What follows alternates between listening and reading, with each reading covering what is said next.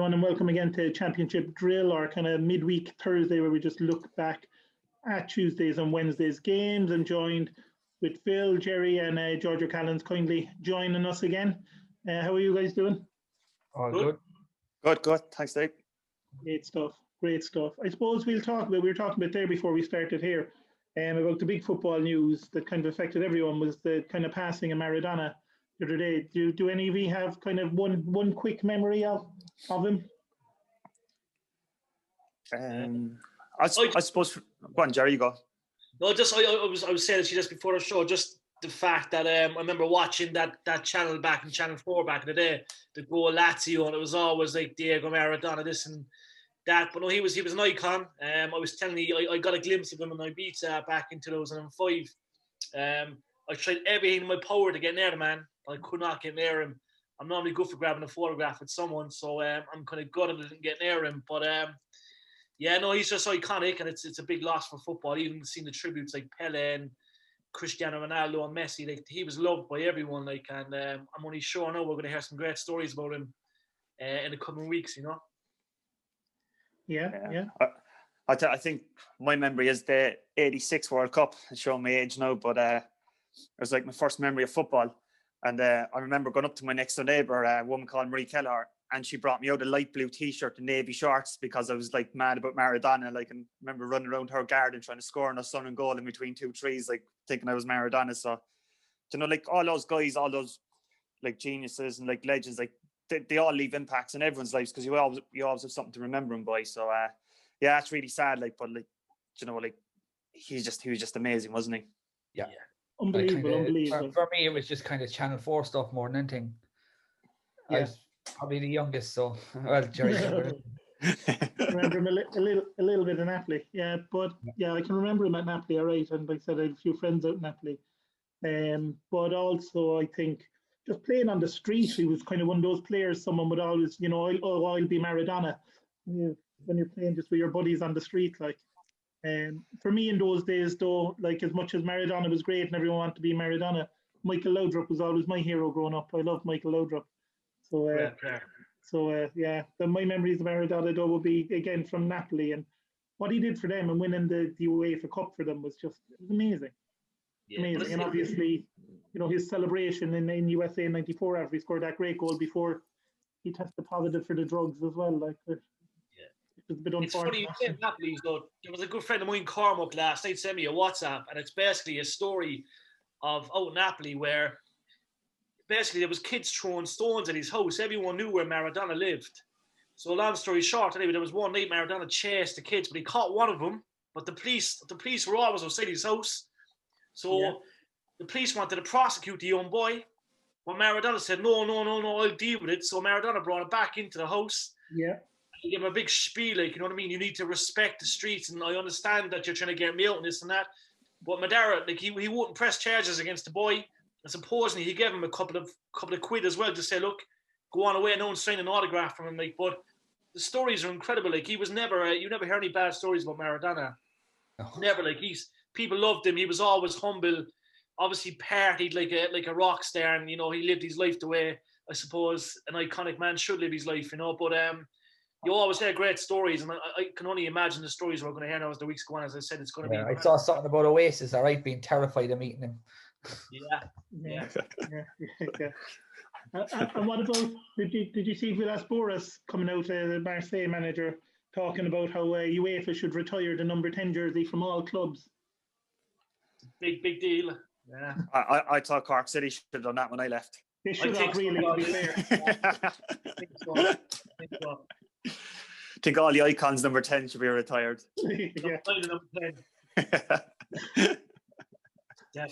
So we'll go from the lovely kind of southern Italian town of Naples, or city really, to Luton town. Oh Jesus, that's a big difference. The first game on Tuesday night there, where Luton drew 1-1 with Birmingham. Jutkiewicz from the spot for Birmingham. It's his 100th career goal. Yeah, he loves scoring against Luton. He always scores against them. So yeah, sadly he doesn't get to play him every week, I suppose. But you know, it's a big milestone, I suppose, isn't it, Charlie, when you get 100 goals for your career, no matter where they come from. Yeah, like 100 goals is amazing, really, isn't it? If you can get anywhere like that. I know I played with Nicky Forster. I used to play for Reading and Brighton and Ipswich. Like, and I was actually playing with him the day he got his 100 against or got his 100 goal playing for Brighton. But for anyone to get 100 goals, you've had a really good career, like, so. And to be fair, he's still going, isn't he? So there's plenty more. Yeah. Hopefully more. Yeah, hopefully more. Yeah, no, it's fantastic. But but when you look at that game as well, like, Luton are really difficult to beat, but like, Luton are doing really well this season, aren't they? Like, I know they've had 3 draws, like, in the last 3 games, but like, Jonesy's come back in there, kept them up, like, and we were speaking about that the last show. But where are they? I think they're about 11th in the league at the minute, so they're doing really well. So they're kind of one of the surprise packages for me so far this season in the Championship. Yeah, they really are. They're very, very difficult to beat. Pearson got the equaliser there. And I suppose from an Irish point of view, James Collins as well had an effort laid on that was well saved by Etheridge in goal. Collins got off to a great start this season. Just he hasn't scored in a while now, but Luton very tough to beat, and I suppose surprising everyone this season. But like you said, Nathan Jones yourself, and the way he's turned that club around is amazing. Yeah, but it's amazing. Like, he was fantastic there the first spell. Yeah, and then he obviously had a nightmare at Stoke, like, and really kind of put a dent in his managerial career. And then he's come back to there and just goes to show, like, some managers just fit in places, and Luton's probably one of those clubs. Yeah. And that, like, Luton isn't a lovely place to play, and it's not the nicest stadiums. The changing rooms are tiny. You come out there in the corner, like, it's horrible, to be fair. Out of all the Championship, it's probably one of the worst stadiums. So, but definitely he's got him going, and if they could change those draws into wins, like, they'd be up in the playoff position. So, I'm going from Jonesy. It is. We'll move on then to kind of staying in around London. QPR had a good win, 3-2 over Rotherham. Very bizarre game, this one. Chair with the goal that gave QPR the lead, his second this week in a few days. So before Smith Equaliser for Rotherham, then we had a mad stoppage time at the end of the first half. That saw Osayi-Samuel, who was very good the other night, get a goal, and then Dykes from the penalty spot. So QPR were 3-1 up at half time, out of absolutely nowhere in the game. There was kind of not a lot happening in the first half. And then, McDonald had a chance as well. And Ladapo made it 3-2 with about 6 minutes to go. And Rotherham just threw everything at him for the last 10 minutes or so. So QPR hanging on. Samuel's goal was amazing, though. Just like, it was like Maradona. He just came from the wing, checked through the whole lot, and just, like, blasted it. It was a fantastic finish. But QPR are one of those clubs, aren't they? Have you watched the documentary on him? No. On Amazon Prime. Yeah, it's really interesting when they had the owners and they're basically shouting down at the managers to bring on this player, and they're like, right, just sack him if he doesn't put this on. It's absolutely insane to see what goes on in that club back then. It's really interesting. Crazy. Yeah, we can't have that. Yeah. You can't really have the owners interfere in that kind of a way, really. It's not the best thing in the world to have. No, but it's fascinating. It's fascinating to watch it. If you watch the first 20 minutes, you'd be like, oh my God, does this actually really happen? I didn't even think that was possible. I had it in Asia to a certain extent, but I didn't think it would happen in England. But it's crazy. But like, QPR, was European, or are they kind of Middle East, or kind of? What's that, Jack? The owners, George, are they Middle East, or are they kind of European, or any? Yeah, they had do you know the guy that has the Formula One at the time? I know the guy. Is it Flario or something like this? This guy, but he was just going crazy at the matches. But I know now they're owned by Tony Fernandez, because I actually had dinner with him one time. He's the boss of Air Asia. So but like they've settled the ship since then. It's really calmed down. They had a guy Mittal, one of the richest fellas in the world. His son was involved in it. But it was funny. They're doing a thing, and then they're arguing over like, they're paying millions for players, and then they're arguing over their dinners should be cut from €11 or £11 down to £9. You're like, what's the difference is that going to make, lads? Like, it is kind of madness. QPR though, they kind of needed a win. They've been kind of up and down a bit this season, but Rotherham really starting to tumble down the table now after coming up last season. They've scored the last 5. Yeah. Benny's a huge loss, and obviously Sadlier, I think Sadlier is injured as well, but like I think your man's a gem there for QPR, the Irish lad, Conor Masterson. He's going to be a good player, like. Yeah, he's very good, very good. But QPR always bring true players like that, don't they? They always have a little like talent. They kind of find a few gems every now and again. The guy that just sold to Palace there, what was his name again? He was amazing last year. Yeah. So, but no, they're going well. Like they're steady. Like they just need to put a run together, don't they? I think Rotherham are struggling though. I think they're going to be down around the relegation zones near the end of the season.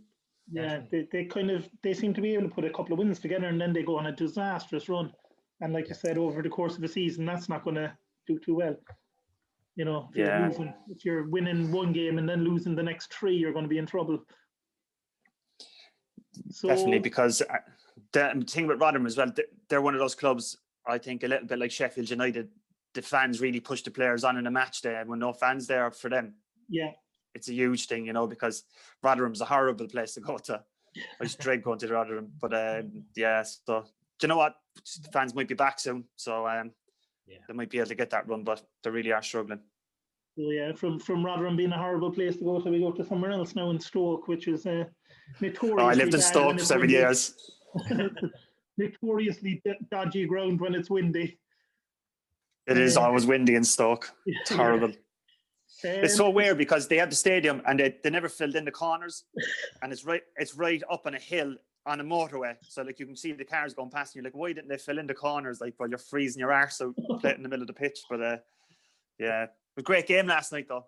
Unbelievable with Norwich coming out 3-2 winners. Buendia had really a game of 2 halves. He was unbelievable in the first half. We've talked about him before, that in terms of Premier League clubs, why they don't make a move for him, because he's really, really good. He's one of these creative players that you don't see too often come along. Got a good first goal, set up Pukki, was 2-0. Then Stoke kind of come out, I suppose, in the second half, did all right. Pukki got a second, kind of against some sort of 3-0 down, and then Buendia, who'd already been booked. Kind of stupid when you have a booking. He's still a bit young. Is that something you kind of learn as you get a bit older? I mean, it was a tackle. He's exuberant. He wants to get the ball back for his team, but he's on a booking. You can't be going into a tackle like that. It was almost like that De Jong tackle in the World Cup. Yeah. It was funny because he was just after getting man of the match. Yeah. I didn't like a minute later he got sent off. But I know he's a really good player. But I suppose, it does happen, doesn't it? You just lose the head every now and again and just make those decisions. And I think players like that, kind of creative players are like that, they kind of get carried away and they're in the capable of getting sent off. George, is there obviously players out there trying to wind you up constantly? So, like, obviously playing against Dundalk, Cork City, or Shamrock Rovers, do you always get the players talking absolute shite, like, into your ear, or give them a glare? It's the only thing I miss from football, playing matches, is like on the pitch arguing with people and having the banter, like, because I used to just love it. Because I would spend the whole game going, the best example I can give you is Wes Hoolahan used to play for Shells. Yeah. And he was playing the left wing, but like I knew while I was playing he was a brilliant player and he should be playing through the middle because he had no pace, and there was a lot of clubs interested in him, but they weren't signing him because he's a winger and he'd no pace. And then days you put the small fellas out the wing, so Neil Horgan used to mark him, but I used to kind of come over from midfield to double up with him, and I used to scream at Hoggy, just let him run down the line, Hoggy. He's got no pace. He won't beat you. He can't get signed by any clubs. He can't run, right? And I used to scream at him every time. He can't run. He can't run. No one's interested in him. He can't run, okay? And it got to Wes one day so bad that Wes was taken off and he turned around and ran and went to hit me on the pitch. And I always laughed at him today. I was like, I knew you were brilliant. I was just winding you up. Like, and I goes, I knew you were sensitive about your pace. Like, but stuff like that happens all the time. It's great. Like, I'd be to say I used to love like having a go at the centre forwards. I'd be marking constantly when they're about to shoot. I'd be just talking to the other defender, same thing, let him have a shot, sure, it's going to hit the corner flag anyway, that kind of a thing. Well, my biggest learning experience was of starting out in that. When I started out with Port Vale, I played against Steve Sedgley. Don't know if you remember him. He played for Spurs, but like he was a crazy man. Like he was hanging around with Gaza and all that, but he was playing for Wolves at the time. And my first game was against Wolves, and he went in on a tackle on me. And I went, fuck off, Sedgley. I goes, you're a fucking has-been to Sedgley, right? I mean, the whole game, he barked at me. Like, he was like, Mark, the beanpole, where's the beanpole today? Like, every time I touched the ball, I was like, oh, why did I even open my mouth? Like I felt so small on the pitch. Yeah, and it's a case of when they turn around, especially if they threaten you, like I'm gonna do you or whatever next time you get the ball, you know you're in their head then. Yeah, exactly. But Stoke came back in this one. Just a quick one on banter. We used to play against the Northern Ireland teams, and they used to be sponsored by the worst makes kit manufacturers ever. And we used to be in the tunnel, and I'd be like going, oh my God, they've sent down a GA team. What's going on? And they would all be fuming before we even out in the pitch. They'd be all like shouting back at me, like, what are you wearing, lads? Oh my God, a GA team. Like that. Like, it's just so funny.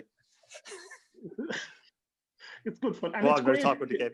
Yeah, it's great. It's great too when you get somebody who will give it back to you as well, because you can have good fun with them then. Yeah.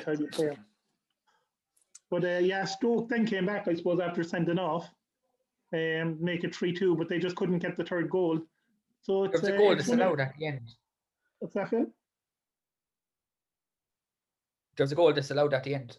Goal disallowed at the end, yeah. But will Stoke be a little unhappy because, when they were playing against 10 men, they brought it back to 3-2, that they couldn't get that equaliser. Yeah, I think so. I think that I don't know was it a foul or not, because it was a bit iffy, but they always give the goalkeeper the benefit. So they do. The goalkeepers, who are generally the biggest guys on the pitch, seem to get protected more than anybody. Yeah, for some reason. Crazy. But that's always the way it is. Pukki's goal was unbelievable, though. His first goal. Yeah. Oh yeah. Left from volley was some great goal. Yeah. He's got a bit of swagger now lately again. Yeah, confidence is back. As well.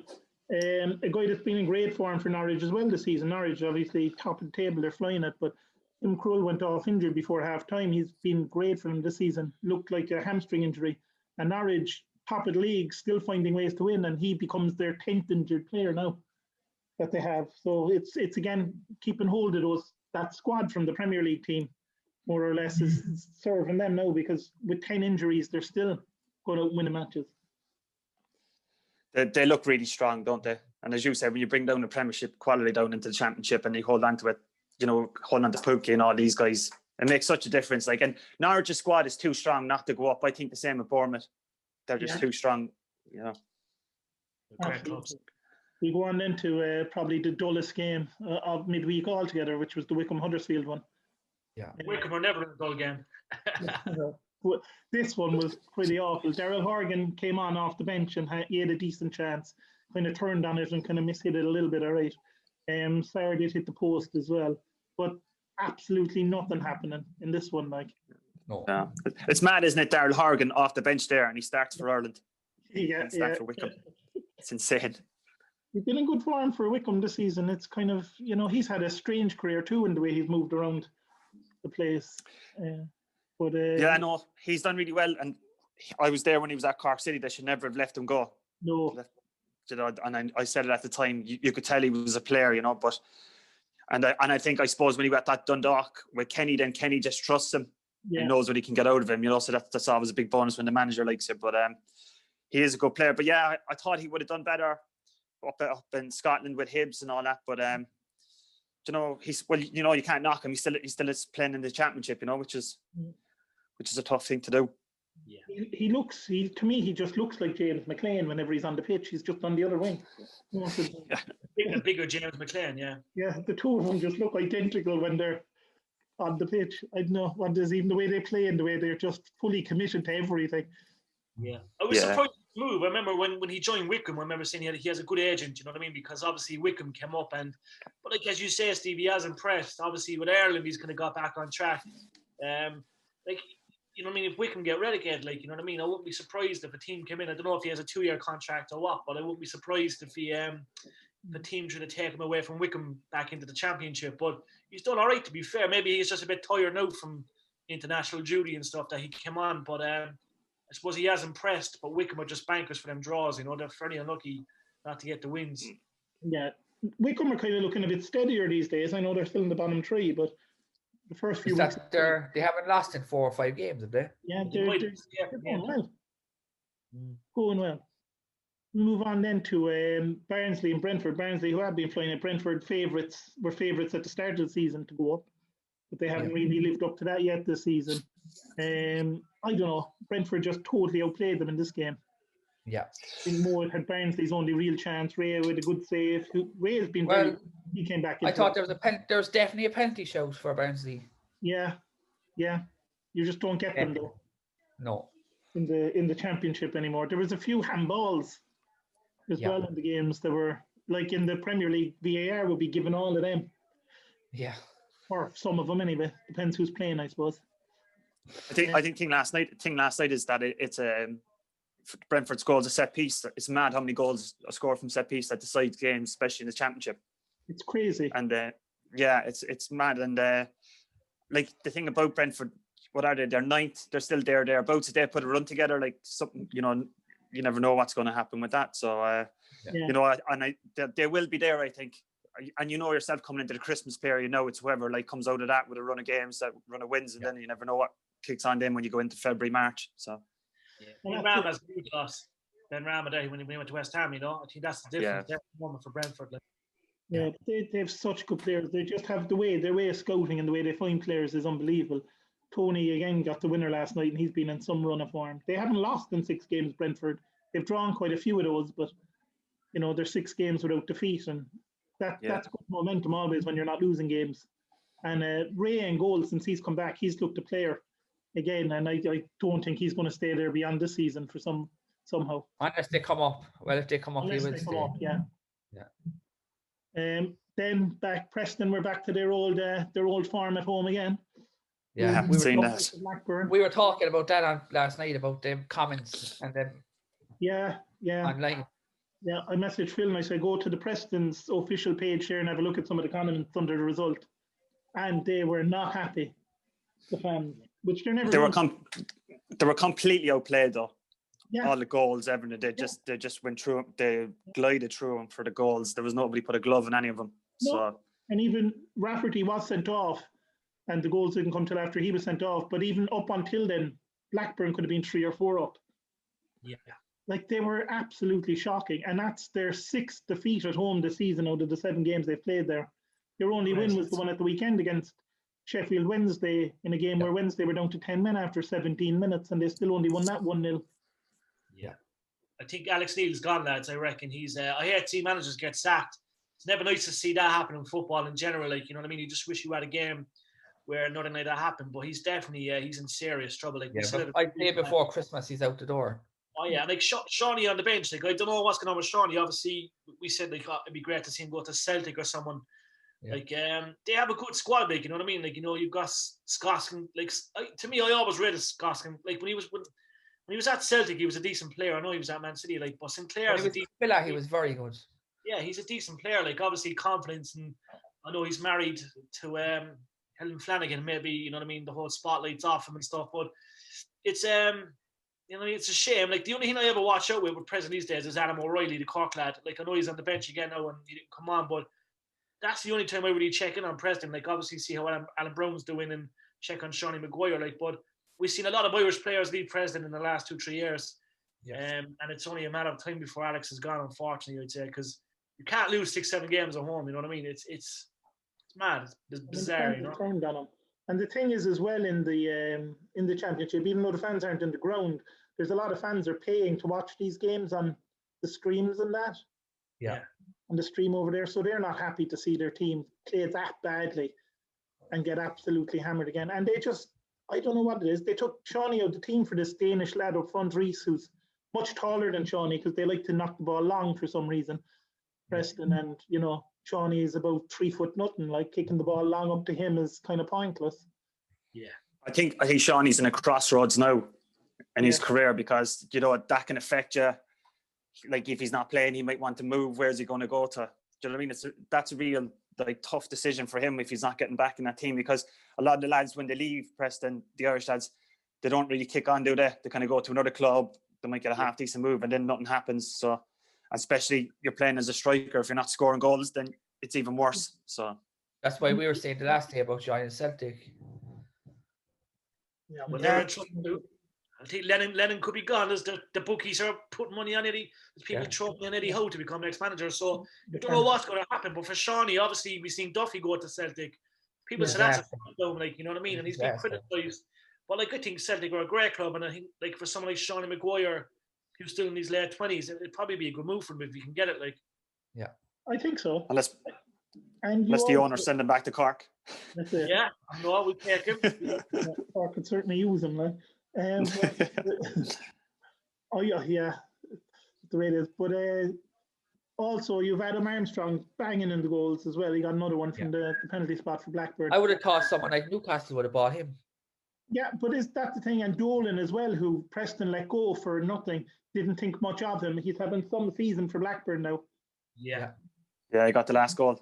So that's worse again for Preston fans to see this guy that they all thought was useless is like tearing it up now, Blackburn this season. The thing is, like, if the manager leaves, who goes in there?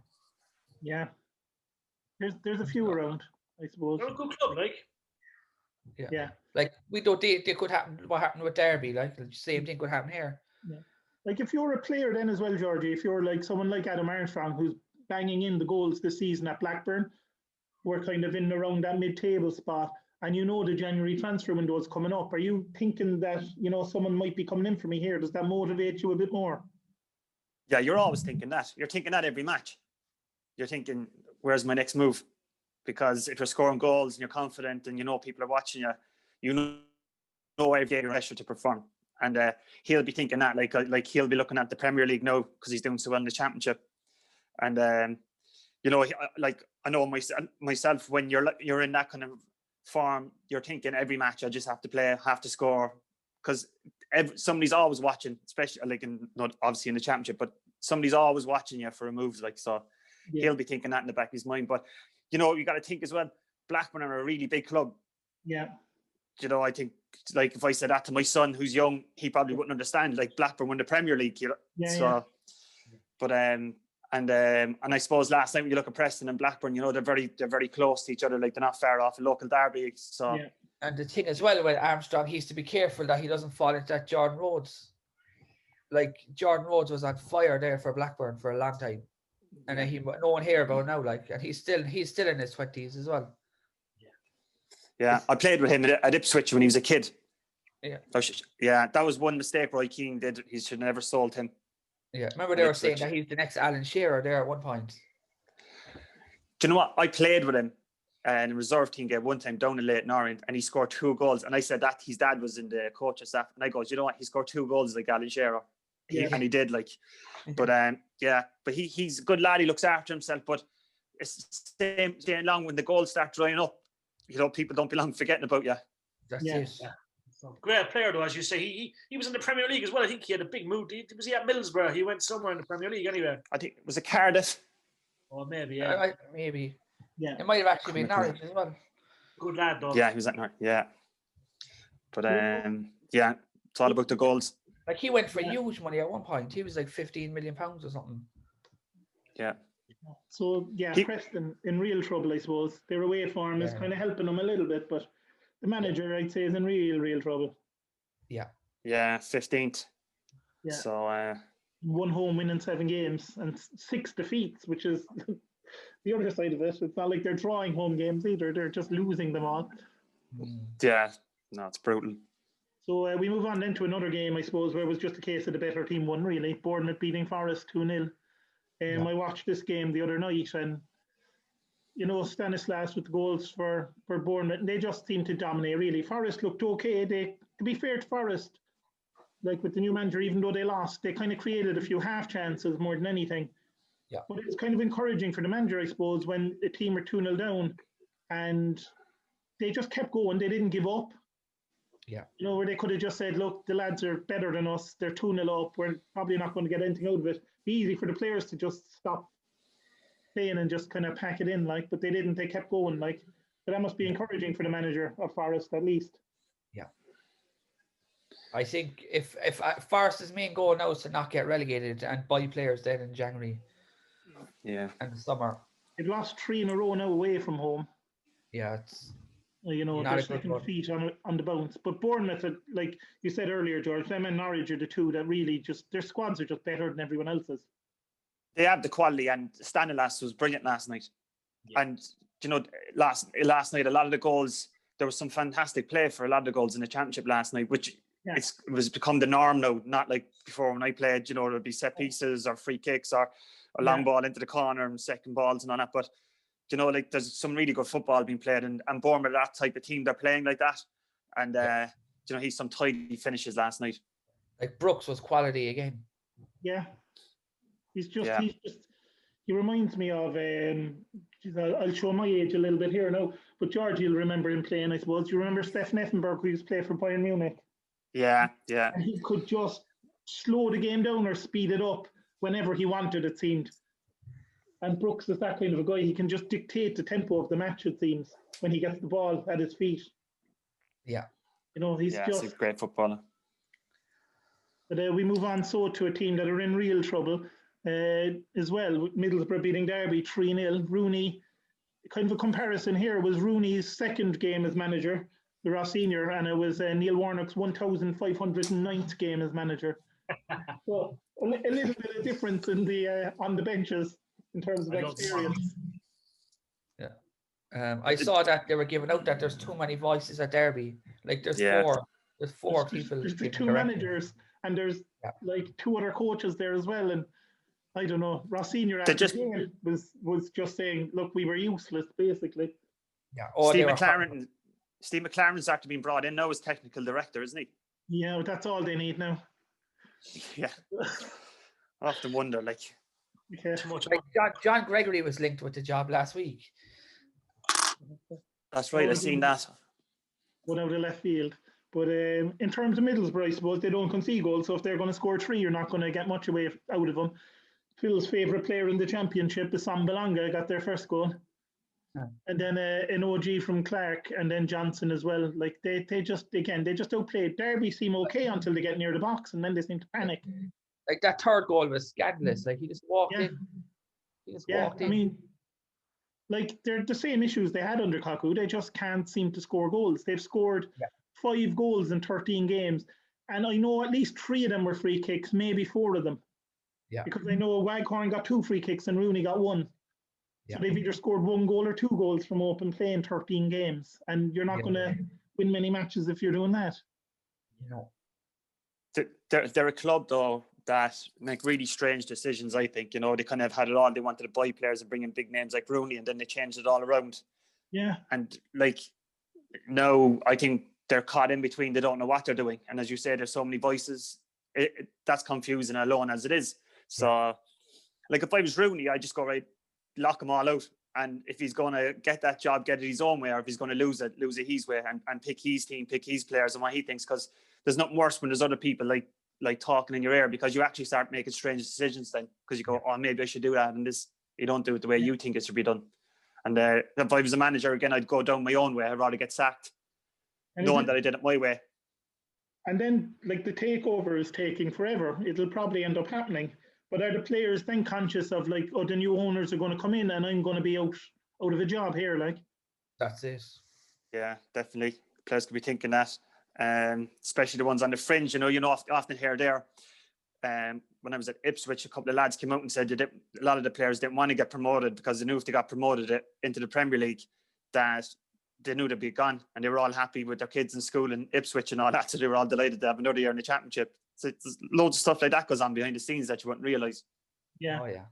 And I can imagine it is tough, like, because like they know when the new owners come in, your man is like a multi-billionaire. He's not going to want to play the youngsters coming up through the youth team either, like. No, definitely not. Not going to happen.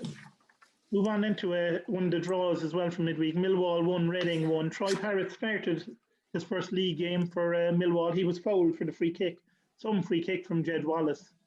Yeah, unreal. I know Jerry's always on about him. The Georgie special that was, lads. They're all praising every week. Unsavable. Absolutely unsavable. Reading, though, managed to get a point. Lucas Joe had a great chance at the end to win it as well. Yeah. But Reading needed something after their horrific run of form. So maybe a point of Millwall, they won't feel too bad about it. Millwall, who seem to be, a banker draw these days, like. 4 in a row now. Yeah. 4 in a row, like it seems to be, if you're doing the pools in England, or if you're accumulators, a draw at Millwall seems to be the way to go at the moment. Definitely. Yeah, I suppose Millwall having a decent season though, despite all the draws. A bit like for Reading is to stop losing, and that's a positive. So yeah, no, it was good to see Troy Parrott. Obviously, his first start. Obviously, they're a big club. A lot of weight on his shoulders, but I think he's going to be the package, all right. I think he's definitely one of our big hopes moving forward. If he can stay fit, like I looked at all the comments and I was looking at stuff on Instagram, like a lot of people worried about his fitness and how injury prone he can be. He's got a bit of a history with injuries and stuff, which is unfortunate because we've seen so many players over the years that had the potential, even in Ireland, to play in the Premier League, and injuries prevent that. But it's he looks the package, and I think it's obviously Reading. I mean, they were so good at the start of the season. Then they had a couple of losses. Like they're still in that top 6, but just hanging on by an inch. I mean, I think they'll take it, and hopefully they'll build a bit of momentum then going forward. Yeah, absolutely. And I can remember when Millwall were playing in the top division. Remember a game a while back where they were playing against Arsenal. I think Tony Adams was man of the match in that game. He still to this day says he can't remember playing the match because he was basically came from the pub to the game. But I can remember Millwall in the top division, and they're kind of an iconic club, really, aren't they, Millwall? Yeah, like with the fans as much as the team itself. That is one horrible, dodgy place to go play a football match. It's off the walls. Like when you go to Millwall, the away fans have a cage that they go through because in case they get battered. Like it's scary playing at Millwall. But they are that type of club. I suppose my memories would be when Mick McCarthy and Kennedy used to play left back. That was kind of when it started off, kind of Millwall here, and Richie Sadler was there. But they do have that reputation, and the fans, they're nasty fans. Like they're nasty club to play against, and they're nasty to play for. Like, cause I played against them and beat them 3-0. Yeah. And the fans were absolutely like killing the players. And then I've been on the other hand where I've lost against them 3-0 at their place, and like you just want to get off the pitch and get in your car and go home. But it's typical English football, isn't it? Yeah. If you look at Millwall, like so everyone's like Millwall away. So it's just one of those clubs. Yeah. It's good to see them doing kind of well anyway though this season. I know. I think Millwall and Reading will just end up mid-table-ish, maybe just a little bit below. I think that's them. That's them, yeah. I mean, Reading's still clinging on, but barely clinging on now at this stage into the playoff races after a bad run of form. Definitely. There was another game that wasn't the best in the world either. Two teams that were in good form was 0-0 Bristol City Watford, and I watched this one as well. Watford last night, they had 3 players that they didn't name test positive for COVID before kickoff, so they were isolating. I don't know. Watford kind of had the better of the first half without creating much. Cathcart should have scored from that cross in the back post. I still don't know how he missed it. And second half, then Bristol kind of came into it. Bentley, though, for Bristol had that great save. Semedo looks some player as well for Bristol going forward. No Douda seems to always want to get on the ball for them. And it's not the same, it seems, when he plays for Ireland. He's almost told to stay on the wing. For Bristol, he just moves all over the pitch, looking to get on the ball. Yeah. He just gets a chance to express himself. Yeah, it wasn't great.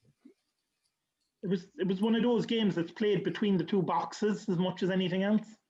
Yeah. I know Star had a great chance, but that was... Yeah. I think when Watford going into that game and then losing 3 players through COVID, like they probably would have taken a draw, and they're close to each other in the league as well. So probably looking at it, it's a good result for Watford. Yeah. They take that. I mean, they're very close. A point between them in the league. Bristol 3rd, Watford in 5th. And Troy Deeney came on for about the last 50 minutes last night, threw himself on the ground when the keeper kind of went at him. The keeper clearly got to the ball first, and Deeney, flung himself onto the ground and then went chasing after the referee like he usually does.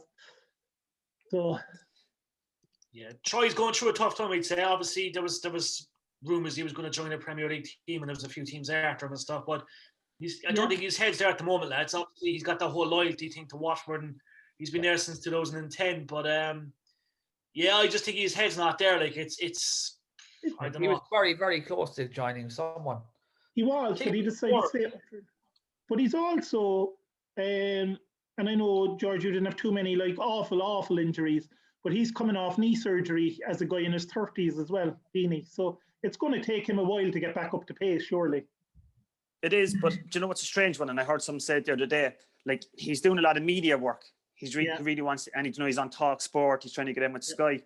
And somebody said to him, like, you should concentrate on your football career and finish it off well before you start all this. And like, I listen to Talk Sport, and it's very strange that you actually see a player who's actually still playing that's on that show, and he's on it a lot on Talk Sport, so maybe he's come to the stage where he just has enough and he's just thinking like his next step in his career, because players do at the end sometimes, like with all the stress of all those down through the years, maybe he is sick of it. Maybe he's just thinking, you know what, it's time for me to move on and do something different. And when I listen to him on Talk Sport and all that, I kind of get that feeling off. He's just going through the motions, isn't he? He is. I think totally. What he'd love to do is he'd like to become, I think he's about 14 goals shy of becoming their all-time record scorer. Yeah. I think that's something he'd like to get. How old is he now? 32, maybe. Okay. He's younger than you think he is. I thought he was older, yeah. But but also when you've had a few knee troubles like he's had, does it come to the point when you're in your 30s like that where he's got to weigh up, like, I don't want to be in a wheelchair when I'm 50? Yeah, and like, I suppose, like, you look at Doyle, when Doyle retired with the concussions. I know it's a bit different head and the knee, but I suppose the lads have made so much money as well. It's not really about the money; it's the hunger that they have for playing.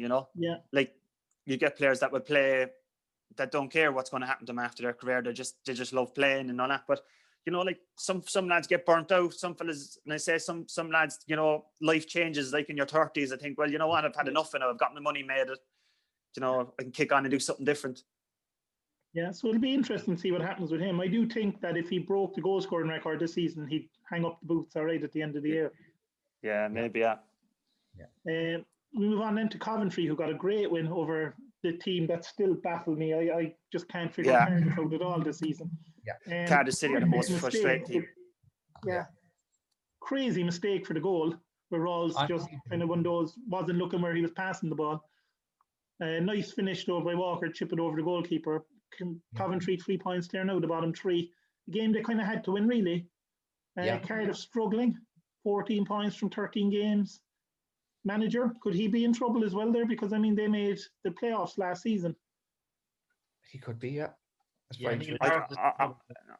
think last season was his only shot at that, I think I can't see him staying much longer in Cardiff. Like, I think with that club and the size of it, like with the fan base and everything, like Cardiff is a huge club, like, so like where they are at the minute, he's definitely not going to get away with it much longer. Like, I think a lot of this will go down just because of COVID. I think a lot of the managers will get till Christmas, but I think you could see massive changes in January because the fans will be coming back, hopefully, and the clubs will want to push it. And yourself, if you could put a run of results together, like we always say, you still have a chance, but you don't want to be out of it by the time the Christmas games finish.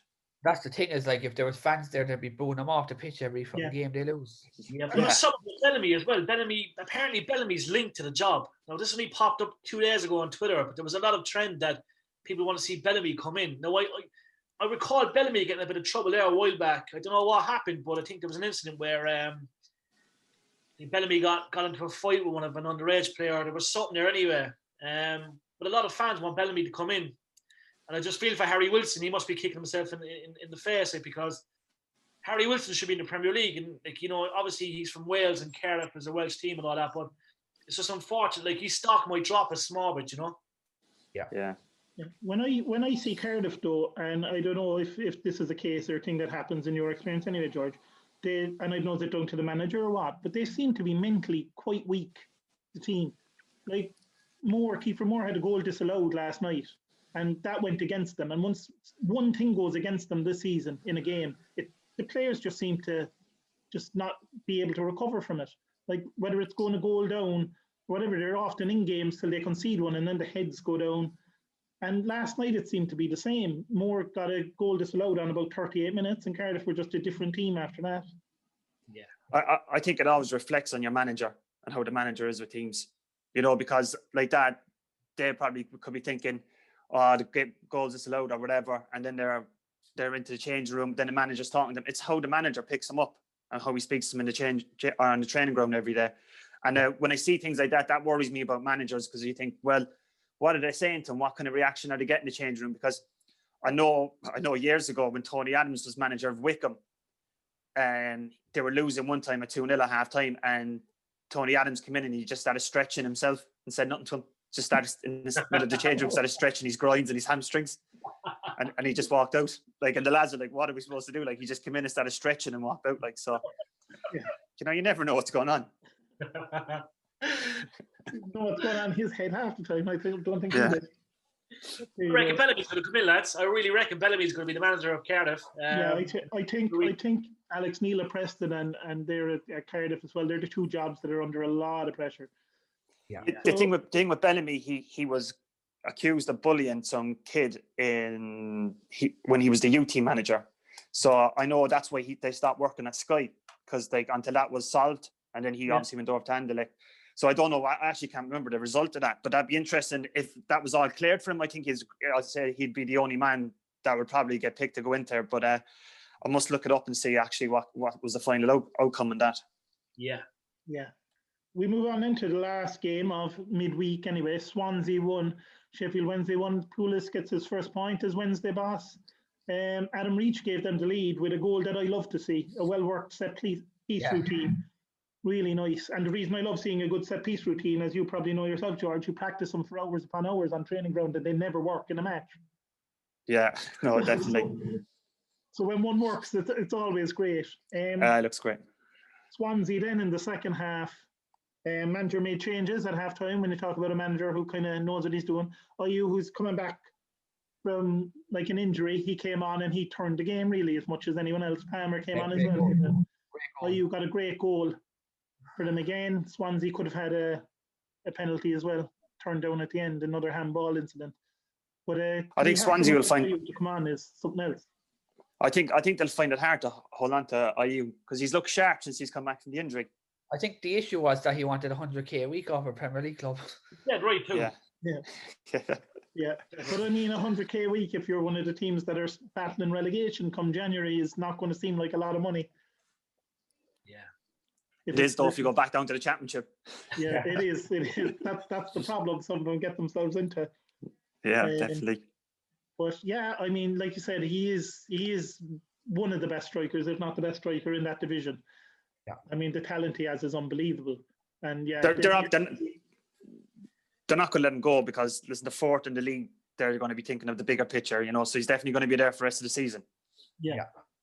And he's doing well. But Wednesday, Tony Pulis, what did you think about him coming in? Well, he does exactly what it says on the tin. You know what you're getting with Tony Pulis. You know, I like, if you're one of his players, you know you're going to be running every day. Yeah.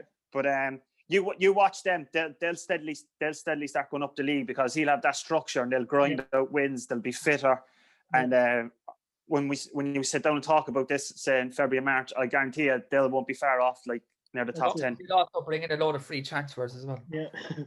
That's what Wilfred Bonny there. I know this is pure random, like, but he's below the club at the moment, like. Do you know what I mean? 30 years of age. 30 million at one point. There's a reason for that, yeah. But Tony Pulis, like you said about knowing what you get with Tony Pulis, he's been at the club 12 days and already they're scoring from set pieces. Yeah. So he'll get him that, and it's with the no fans there as well. It's going to be great, because Pulis is a manager that likes to shout at his players. Yeah. So with no that'd be interesting. It'll be interesting to hear him shouting from the sideline. All right. Yeah. I suppose those were the games midweek. So we'll run through, I suppose, quickly as we always do, what your favourite goal was from the midweek matches. I think the Wallace goal, or else the Pukki first goal. Yeah. Pukki. Pukki, yeah. Yeah, Pukki's a great goal. Osayi-Samuel's goal was good as well, but very good. Pukki's was a great finish. I'll go for the one we just talked about, Reach, because I do love when a set piece comes off, because you put so much effort in the training ground and they never work. They just don't. No. The best team performance this week? Middlesbrough, I'd say. Blackburn. Yeah, I'd probably go Blackburn as well. Yeah, Blackburn were very good. I mean, Preston didn't really do any. I don't even think they had a shot on target in the game. The best player? I'm going to go Stanislas at Bournemouth. Yeah. Same. Pukki. Yeah. He had a great game. I'll go with Pukki and Norwich this time. He's just his 2 goals as well, and he's just hitting form again for him. And the biggest shock? I suppose There was. Well, yeah. There wasn't really any big shocks, I suppose. Well, you wouldn't expect Blackburn to be pressed in 3-0, I suppose, but no. Yeah. And I think in the Bristol City game. I think that was another one. I right, the 0-0 in the Bristol City game, because both teams were flying it. Yeah. So to have a 0-0 in that one was kind of a shock. The least surprising thing of the week, I suppose, was Millwall drawing again. So. yeah. So we'll have a quick look ahead to the weekend games, and there's Brentford playing again Friday night up against QPR. That could be a tasty fixture, that one. Yeah, I think Brentford will win 2-1. Yeah, I got Brentford in that as well. Yeah.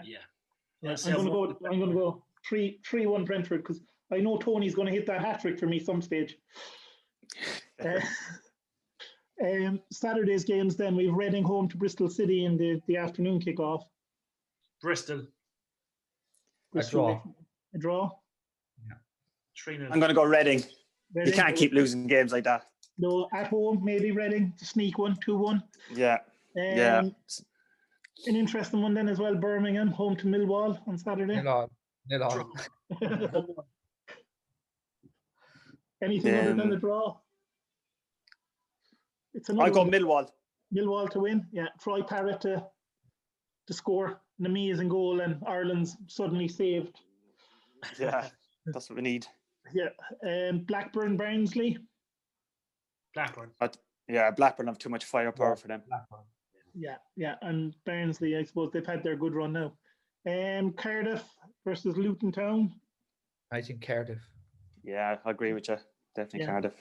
I can't predict Cardiff anymore. Like, they could play really well and lose, and they can be the worst team on the pitch and win 3-0. So I don't know. We'll go maybe with a draw on that one for me. Derby against Wickham, big game for Derby again. I actually think Derby are going to win finally. Yeah. Will they score? I do as well. Yeah. I'm going to go 3-0 Derby. 3-0 Derby, big win for Derby. 2-1 Wickham. Beloved Wickham. 2-1 Wickham. 2-1 Wickham. Yeah, I think Derby have to get a win at some stage, surely. They've only won, once in 13 games? Yeah. So Huddersfield, Middlesbrough. Middlesbrough 1-0. 1-0 Middlesbrough. Yeah, this game. Yeah, I think Huddersfield are really struggling. Yeah.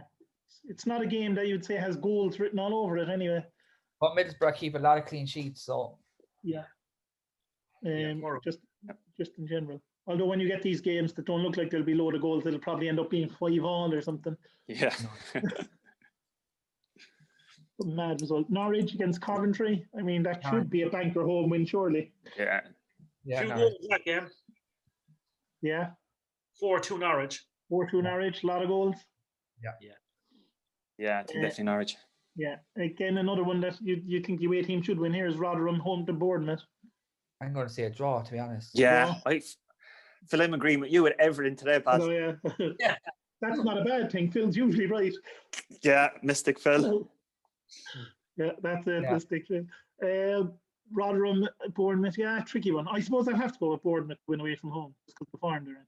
Even though there's always some surprise at the weekend. Solanke hat. We come on then to what will be the Tony Poulis derby game, I suppose. Sheffield Wednesday against Stoke. Yeah, I think Sheffield Wednesday are going to win. I'm going to go to draw. Draw. Yeah, it'll be very close. 0-0. 0-0, yeah. It does have that kind of a drab Tony Poulis managed both teams, kind of a look about it. Yeah. So we'll see in that one. Watford against Preston. Preston, who are one of the best teams away from home, but can't do well at home. Going to Watford, who have been good at home, like. 2-0 Watford. Yeah, I think Watford. Yeah, I'd go Watford as well. Yeah, I think Watford there, and I think that could be the end of it then for Neil. Yeah, I think so as well. Could be. There is a game then on Sunday this week as well, and that's Nottingham Forest home to Swansea.